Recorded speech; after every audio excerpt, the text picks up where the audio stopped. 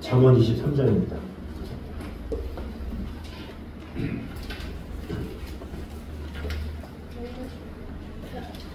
잠언 23장 17절에서 21절까지 말씀입니다.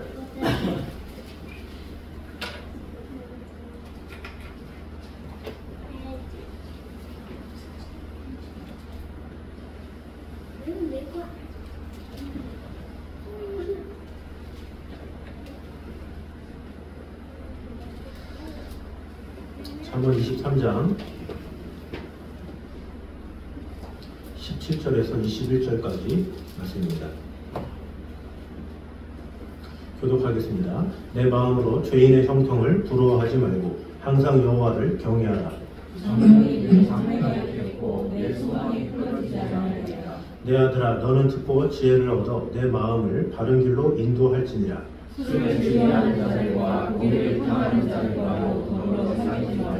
같이 읽겠습니다. 술 취하고 음식을 탐하는 자는 가난하게 칠 것이요 잠자기를 즐겨하는 자는 헤어진 옷을 입을 것이니라. 아멘. 자, 오늘 말씀은 계속해서 절제의 삶이 중요한 것임을 이제 강조하고 있는 것을 볼 수가 있습니다. 먼저 영적 착시 현상에 속아서 믿음이 흔들려서는 안 됨을 오늘 말씀에서 말씀하고 있습니다. 우리 17절 말씀을 다 같이 한번 읽도록 하겠습니다. 잠언 23장 17절 시작. 내 마음으로 죄인의 형통을 부러워하지 말고 항상 여호와를 경외하라. 아멘.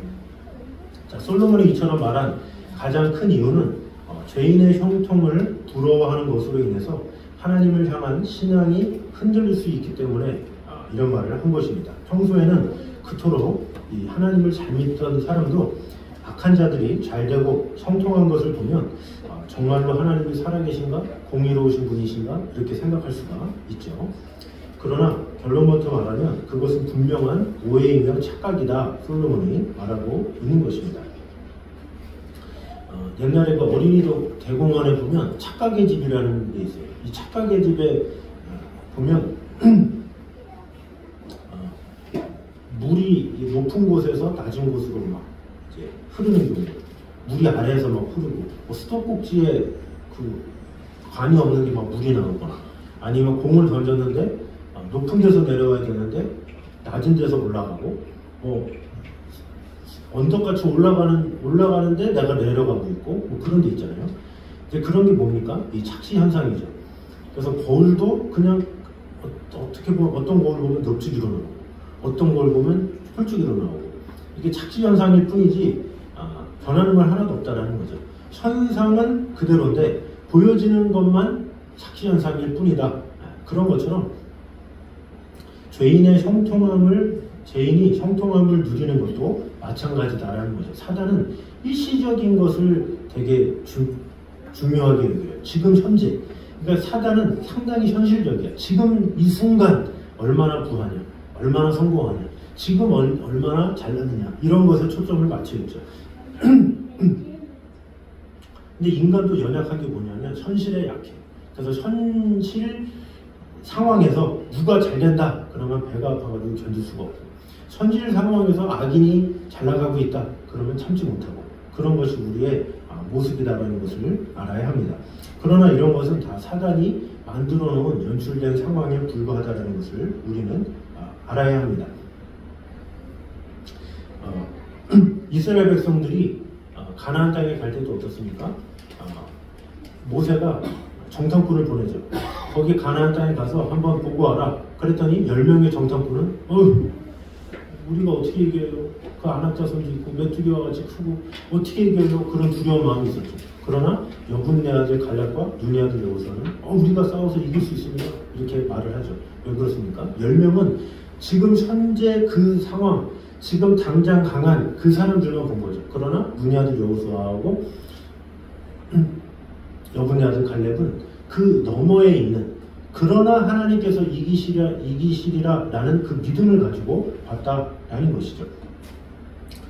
신약 성경에 보면 베드로가 예수님이 물 위로 걸어오는 모습을 보고 처음에 두려워했죠. 그러다가 예수님이 걸어와라, 너도 걸어와. 그런데 처음에는 담대함을 가지고 걷다가 나중에는 폭풍이 몰아치고 바람이 불고 예수님 외에 다른 걸 보니까 전부 다 이렇게 빠진 게 있죠. 그게 무엇입니까? 그 너머에 있는 하나님의 은혜, 믿음 이런 걸 보지 않고 당장 있는 그것만을 봤기 때문에 그렇다는 거죠. 그래서 믿음의 사람이 뭐냐? 지금 당장을 가지고 연연하지 않는 자다라는 거죠. 하나님은 반드시 선하시다. 하나님은 나에게 가장 좋은 것을 주신다. 이런 믿음을 가지면 절대 흔들림이 없어요. 근데 믿음이 없으면 지금 당장 악인이 형통하는 것 때문에 배가 아파가지고 몇 견디고 그것 때문에 괴로워하고 그런다는 거죠. 그러나 하나님의 관심은 지금 이 순간이 아니라 앞으로 일어날 모든 일들 가운데 하나님의 역사가 있다는 것을 우리는 알아야 돼요. 그러니까 결론은 하나님께서 알아서 하시는 건데 우리는 그 결론을 못 찾는 거죠. 지금 당장 내 눈앞에 보이는 것이 마음에 안 들면 그것 때문에 괴로워하고 슬플 때가 많이 있다는 거죠. 우리가 영화 같은 거 보면 어떻습니까? 주인공은 절대 안 죽잖아요. 주인공은 처음부터 죽지 않아요. 그래서 저도 이렇게 영화를 보면 절대 긴장 안 해요. 주인공이 막 총을 아무리 뭐 수십 명, 수백 명이 따발총을 갖고 있어도 주인공은 절대 안 죽어요. 그래서 주인공이 막 도망가고 막 그러잖아요. 그러면 전혀 불안하지도 않아요. 안 죽겠거니 생각해요. 왜? 주인공인데 죽겠어요, 처음부터? 네. 그럴 일은 없다라는 거죠. 그러나 그 너무 영화에 몰입하거나 그런 사람들은 어떡하지? 죽으면 어떡하지? 안 죽는데 이거예요. 주인공이라서 죽을 수가 없는 거예요. 그 당장에는 어떻게 돼요? 어떻게든지 감독이 주인공은 최악의 상황으로만 몰아가. 악인들은 최대한 잘 나가는 걸 해. 그러다가 막판에 역전이잖아요. 근데 그거를 우리는 다 알고 있어. 물론 가끔 가다가 반전을 일으키는 경우도 있어요. 제가 한번 007을 봤는데 007은 재미가 별로 없어요. 007 시리즈 재미가 없어서 맘먹고 봐야 되는데 제가 맘먹고 한번 본 적이 있어요. 맘먹고 한번 봤는데 전혀 007 같이 안 생긴 사람이 하여튼 주인공이었는데 처음부터 죽는 거야. 5분 안에 죽어 007이. 그래서 뭐야 이거 왜 죽었지? 근데 야 역시 속았어. 다시 살아나더라고 결국에. 그 사람이 막 지하 깊은 곳에서 누가 살려줘가지고 다시 살아나. 그래서 속았다. 이 사람 안 죽는 걸 알면서도 왜 속았지? 안 죽는다니까요. 안 죽어요. 근데 당장에는 볼 때는 막 쫄이고 막 그러죠. 그러기 때문에 극적인 감독이나 연출자들은 어떻게 돼요? 어떻게든지 주인공을 극도의 상황으로 밀어놓고 어떻게든지 처음에는 악인들이 잘 되는 것을 두각시키죠. 왜냐? 그래야 반전이 더 아름다워지기 때문에. 그래서 우리의 삶도 마찬가지다라는 거죠. 지금 당장 악인이 잘 되는 것 같고 지금 당장 이 세상에 하나님을 모르는 자들이 막 떵떵거리며 살아간다 할지라도 하나님께서 극적으로 반전시키려는 하나님의 뜻이 있구나. 이런 생각을 가지고 여유있게 느긋하게 바라보는 것이 필요하다라는 거죠. 그러나 우리는 믿음이 없을 때는 저러면 안 되는데 이렇게 저렇게 하나님 모르는 사람들이 저러고 왜 악인들이 저렇게 형통하고 왜 저럴까 이렇게 생각할 수가 있다는 거죠. 그러나 우리는 그 이상 너머에 있는 하나님의 연출을 바라봐야 된다라는 것입니다.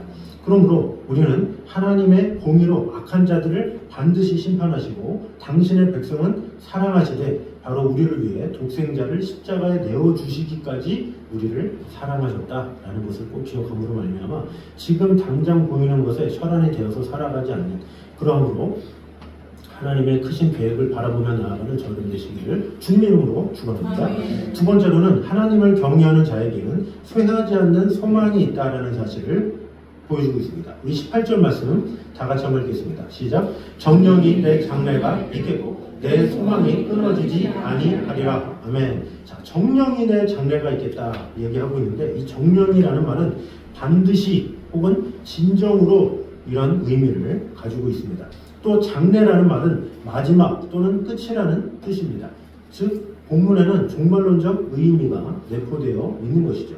다시 말해서 하나님을 경외하는 자에게는 품고 있는 소망이 반드시 성취될 것인데 이것은 그 자신의 당대뿐 아니라 후대까지 해당되고 내세까지 해당된다 이렇게 말하는 거죠.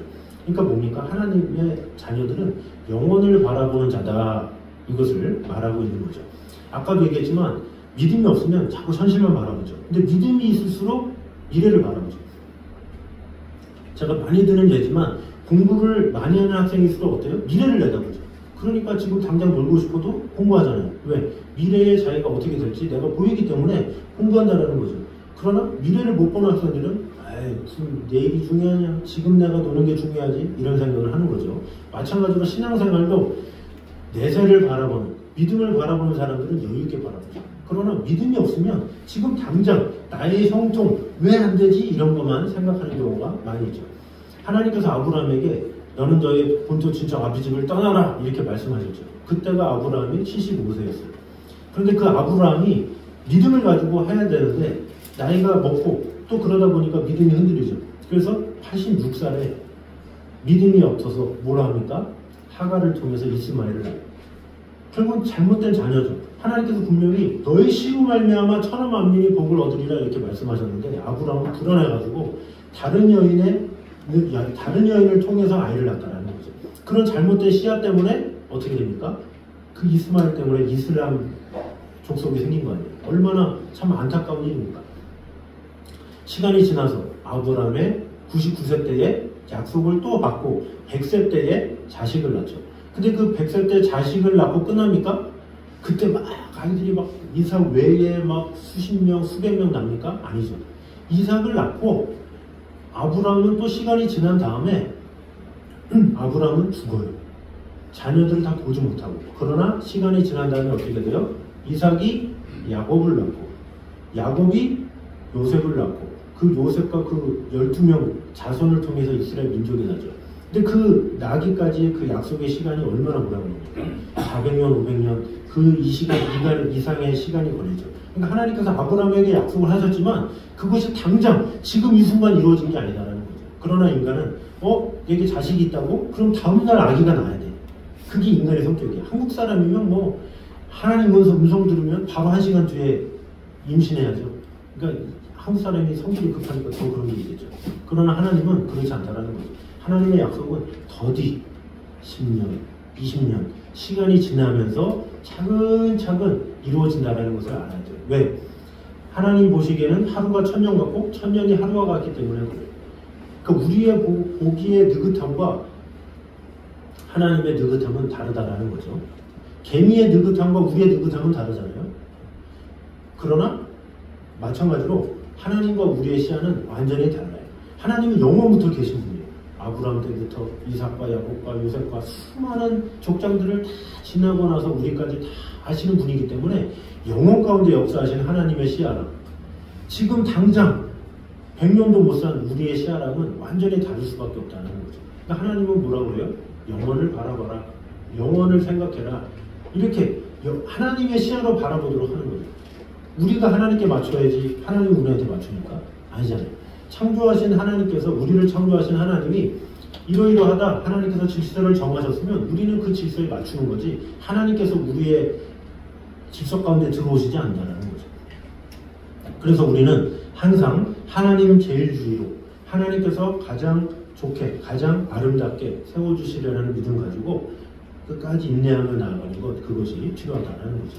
내가 온전한 믿음으로 세워주는 것도 중요하지만 내가 잘 세워주고 내 또 자손이 세워지고 그 자손이 더 잘 되고 이 영혼을 바라봐야지 꼭 내가 살아있을 동안에 다 해야 돼 이런 욕심을 버리라는 거예요. 하나님은 영혼 가운데 역사하시는 분이시고 반드시 이루시는 분이시다라는 것을 꼭 기억함으로 말미암아 영혼의 시야 가지고 살아가는 하나님의 눈으로 살아가는 저 여러분 되시기를 주님의 이름으로 축원합니다. 자, 마지막 세 번째는 무절제하고 방탕하게 사는 자는 한쪽 발을 관에 넣는 자와 같음을 볼 수가 있습니다. 우리 19절 말씀 먼저 한번 읽겠습니다. 시작.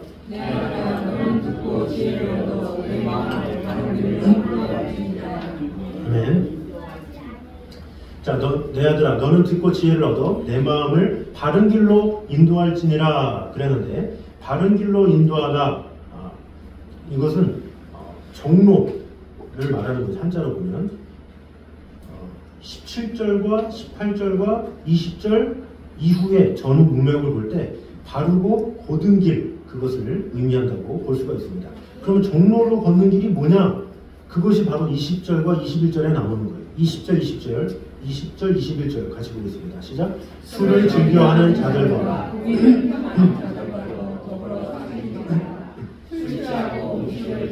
자는 가난하여 질 것이며 잠자기를 즐겨하는 자는 헤어진 옷을 입을 것이니라. 아멘. 자, 정로를 걷는 사람은 어떤 사람입니까? 20절, 21절과 반대겠죠. 술을 즐겨하지 않고 고기를 탐하지 않고 이런 사람들과 안 사귀고 이것이 정로를 걷는 사람이죠. 그 정로를 걷지 않는 사람들은 어떤 사람이에요? 술 취하고 음식을 탐하고 잠자기를 즐겨하고 이런 사람들이다 라는 거죠. 이런 사람들을 소개하면서 솔로몬은 이런 사람들과 어울리지 마 이렇게 말을 하고 있죠. 이런 자들의 결국은 어떻게 됩니까? 가난해질 수밖에 없어 이렇게 이야기를 하고 있습니다. 사실 술과 고기, 잠 이런 건 당연한 거죠. 술을 먹는다고 뭐라 그러겠습니까? 세상에서 술 없이 뭔가 될 수는 없잖아요. 술이 꼭 있어야 계약이 성사된다고 그러고 술이 있어야 관계가 된다고 그러고. 그러나 문제가 뭡니까? 제가 이전에도 얘기했지만 한국교회에서도 선교사들이 술에 대한 금지를 안 하려고 그랬잖아요. 특별히. 그런데 한국 사람의 특징이 뭐냐? 꼭지가 돌아가도록 먹기 때문에 문제가 생긴다는 거죠. 한국 사람들 보니까 끊임없이 먹는 거예요. 외국 사람들은 그냥 한두 잔 이렇게 목 좀 축인다 이런 것을 먹는데 한국 사람들은 눈알이 돌아가고 정신 나갈 때까지 먹는다는 거예요. 그러니까 안 되겠다. 이 사람들은 도대체 술 먹으면 정신병자 돼가지고 안 되겠다. 그래서 한국교회에서 직분을 맡으려면 술을 먹으면 안 된다 이렇게 얘기를 한 거예요. 그만큼 이 술이 안 좋다 이것보다는 술을 먹는데 절제를 못하기 때문에 문제다라는 거죠. 그런 사람들을 조심하라는 거예요. 세상에서도 우리가 거래하거나 무슨 일이 있을 때는 세상에서 술 좋아하는 사람 만날 수 있죠. 그러나 신사적인 사람이 있어요. 그냥 혼자 마시면서 권하지도 않고 한 번 권했다가 안 마십니다 그러면은 본인만 그냥 마시고 한두 잔 마시고 딱 끝내는 경우가 있는데 개념이 없는 사람이 있어요. 마셔요? 마셔? 아주 안 먹는다니까. 마셔! 그러니 척박해요. 화내 안 먹어. 안 먹어요. 못 먹어요. 먹으라니까! 그러면서 화내고 그런 사람이 있어요. 제정신이 아닌 사람 있잖아요. 딴 사람 안 먹는 게 자기가 뭔 상관이야. 혼자 먹으면 되지. 그거 가지고 화내고 그러면 술 먹는 그 상황에서 또 안주는 맛있거든요. 그럼 안주라도 먹으면 얼마나 좋아. 왜 술도 안 먹는데 안주 먹어? 그러면서 술에 빠져가지고 그러면서 술 안 먹는데 안주라도 맛있게 먹는데 왜 그러냐고 그러면은 뭐라 그러고 이 술에 제정신이 아닌 사람들이 있어요. 또 제정신이 아닌 사람 특징이 뭐냐? 시간을 딱 정해놓고 하지 않아요. 술 먹는 사람 보면 20분, 30분 딱 정하지 않아요. 자, 시간 딱, 술 먹는다, 시간 딱 재고 20분이다, 30분이다가 그만 사람 별로 없어요. 세워라, 내워라, 4시간, 5시간 그냥 술 먹고 쓰러져 기절할 때까지 마셔요. 그래서 일어나서 자기가 어딘지 몰라. 차길에 있는지 지하철에 있는지 어딘지 모르고 구름을 사는 사람들이 너무나도 많아요. 개념이 없다라는 거죠. 그것에 대해서 그런 사람과 어울리지 말아라는 거예요. 근데 대부분 우리나라 사람들 보면 술 좋아하는 사람 대부분이 그렇게 절제를 못해요. 정신 나가게 먹고 다른 사람한테 권하기도 하고 자신만 피해가는 게 아니라 가족한테도 피해가고 어느 누가 젠틀하게 술 먹고 딱 먹을 만큼만 딱 먹고 집에 가서는 전혀 먹은 척 안 하게 싹 들어오고 이런 사람 거의 없어요. 술에 쩔어가지고 집에 가서도 난리치고 토하고 꼭 토를 꼭 집에서 하는 사람이 있어요. 밖에서 해갖고 얼마나 좋아. 집에서 또 이불에다가 또 하는 사람이 있어요. 이불에다가 또 화장실 들어가서 하면 되지. 화장실 들어가기 전에 꼭 해놓고 그런 사람들 절제를 못하는 사람들 그런 사람들이 많은데 은근히 많거든요. 그런 사람들 절대로 사귀지 말아요. 만나지도 말고 아예 이런 사람들은 될성 깊지 않기 때문에 그런 사람들은 무슨 일을 해도 똑같아요. 그래서 전혀 그런 사람들과는 필요 없다라는 거죠. 저도 이렇게 음대 다니면 이 성악하는 사람들이 술을 좋아해요. 또 교회는 다 다녀. 100%야. 성가대에서 교회는 다니는데 술은 그렇게 좋아해. 그럼 술을 밤에 먹으러 간대요. 연습하다가. 그러면 9시에서 10시에 가면 좀 한두 잔 마시고 갈 줄 알았어. 새벽 3시고 4시고 다 먹고 해장국 먹고 해가지고 와 제정신이에요. 근데 대부분이 그런 사람들이 참 많아요. 그러니까 그런 사람의 미래는 정해질 수밖에 없잖아요. 그런데 실제로 시간이 지나서 콩쿠르 1등하고 뭔가 잘 나가고 해외 잘 나가고 열심히 하는 사람들 보면 그 사람들 보면 술을 먹어도 딱 먹을 것만 먹고 싹 가거나 자기가 되게 야가야 돼. 그런 사람들이 미래가 있죠. 그런 사람들은 좀 사귈 만한 가치가 있고 그래서 술 마시느냐 안 마시느냐 이런 걸 더 떠나서 얼마나 그 사람이 규모 있느냐 이것이 참 중요한 거죠. 이 고기에 대해서도 마찬가지죠. 고기를 탐하는 자 고기를 탐하는 게 뭐 잘못됐겠습니까? 그러나 먹는 것도 지나친 사람이 있어요.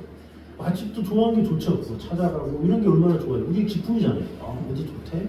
이거 좋은데 매일매일 좋은데 이거 없으면 못 살고 이런 식으로 막 살아가면 그것도 문제가 있다는 거죠. 절제하는 그런 것이 있어야 되는데 너무 지나쳐가지고 오랜만에 회식해야지. 오랜만에 회식해야지. 그런 없어. 이틀만이야. 그게. 이틀만마다 계속 회식한다고 그러고 뭐 한다고 그러고 오늘 어디 가자.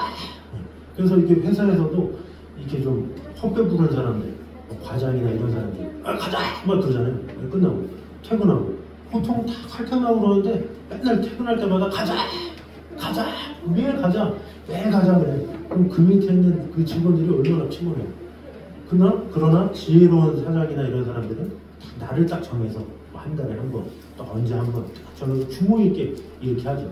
그래서 항상 주모 있는 그런 삶이 필요하다라는 거죠. 그래서 그런 주모에 벗어났다 그러면 멀리해라 이렇게 말을 하는 거예요. 잠이 뭐 안 좋습니까? 잠을 자야 우리가 살지. 적어도 7시간, 8시간 해야 되는데 잠을 너무 지나치게 자신의 생활에 지나칠 정도로 이렇게 하는 것을 경계하고 있다라는 거죠. 그래서 이 솔로몬이 경고하는 것은 바로 방탕하고 부절제하고 게으르게 살아가는 것, 이것은 오히려 하나님의 영광을 가리는 것이다 이렇게 말하는 것이고, 그런 사람들과 함께 하게 되면 같이 배우게 되고 더불어 할 수 있기 때문에 확실한 관계를 맺어라, 관계 가운데 살아가라 이렇게 말을 하고 있죠. 이 하나님은 관계에 대해서도 상당히 민감하세요. 좋은 것을 사귀라, 믿음의 것을 사귀라, 신실한 것을 사귀라 이렇게 이야기를 하고 있죠. 믿음이 없고 막 불평하고 막 속에 막 가식덩어리고 뭐 이런 사람들과 같이 하면 나도 모르게 그렇게 속하게 되기 때문에 항상 내가 좋은 사람, 나에게 좋은 성향력을, 선한 영향력을 끼칠 수 있는 사람, 신앙적으로 도움이 되는 사람, 그런 사람들과 함께 할 때 오히려 은혜를 받고 더욱더 내가 세심을 얻게 된다라는 것입니다. 그래서 그런 의미에서 무절제하고 방탕하고 게으르고 육신의 일량만을 도모하는 사람들은 금생뿐만 아니라 내생까지 이어진다는 거죠. 그래서 물려받는다고 그러잖아요. 그 아버지 어머니가 게으르고 방탕하고 그러면 자녀가 나도 모르게 배우게 되는 거예요. 그래서 술 먹고 막 아내 때리고 그러면 자녀가 막 배운다고 그러잖아요. 그게 자연스럽게 남아있는 거예요, 계속. 그러지 않도록 어떻게 돼요? 내가 먼저 신실하게 하나님의 사랑 안에서 이렇게 살아가는 것, 절제하며 살아가는 것, 그런 모습을 내가 살아가고 내 자녀들에게 보이고, 이것은 우리의 삶만 아니라 이후에도 이어지기 때문에 내가 먼저 조심해야 된다라는 것입니다. 그래서 한 신학자가 본문을 주석하면서 이런 사람을 가리켜서 한쪽 발을 관에 넣고 있는 자와 같다 이렇게 얘기하는 거죠. 한쪽 발에 관을 넣었다는 게 뭐예요? 죽은 자와 마찬가지다라는 거죠. 언제 죽을지 모르는 사람이다. 이 방탕하고 게으르고 이런 사람들은 언제 그럴지 모르는 사람들이다라는 것이죠. 그래서 오늘 말씀을 통해서 정로에서 벗어난 삶을 사는 자들은 결국에는 가난과 빈곤함 그리고 공중에 이를 수밖에 없다라는 것이죠. 더구나 하나님을 모르던 동양의 옛 성현들은 식모구포 이렇게 해서 군자는 배부름을 추구하지 않는다 이런 말을 합니다. 그래서 먹되 배부르지 않도록 해서 자기의 수양에 힘쓴다 이렇게 이야기를 하고 있습니다. 그래서 우리는 항상 절제하고 조심하고 순간순간 하나님께서 나를 보고 계시고 또 나의 삶을 내 후손들이 배울 수 있다는 마음을 가지고 항상 추스리며 살아감으로 하나님과 사람에게 사랑받고 인정받는 저여러분 되시기를 주님의 이름으로 축원합니다. 기도하겠습니다. 사랑의 은혜 감사합니다. 우리와 늘 언제나 함께 하시는 주님, 지켜주시는 주님, 영적 착시 현상에 속아서 믿음이 흔들려서 살아가는 그런 자가 되지 않도록 하여 주시옵소서. 죄인의 형통을 부러워하는 것이 아니라 하나님께서는 반드시 우리에게 가장 좋은 것을 주시는 그런 하나님이심을 믿고 하나님의 때를 기다리며 살아갈 수 있는 그런 자가 되게 하여 주시옵소서. 그래서 하나님을 경외하는 자에게는 쇠하지 않은 소망이 있다라고 하였는데 하나님을 경외함으로 온전히 살아갈 수 있도록 인도하여 주시옵소서. 최후에 웃는 자가 가장 잘 웃는 자다라고 말씀하였습니다.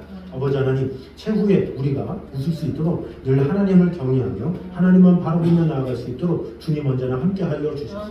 하나님 제일주의로 살아감으로 말미암아 금생뿐 아니라 내생까지도 영원한 축복과 함께 진정한 승리자의 기쁨과 영광을 얻는 그런 성도들이 되게 하여 주시옵소서.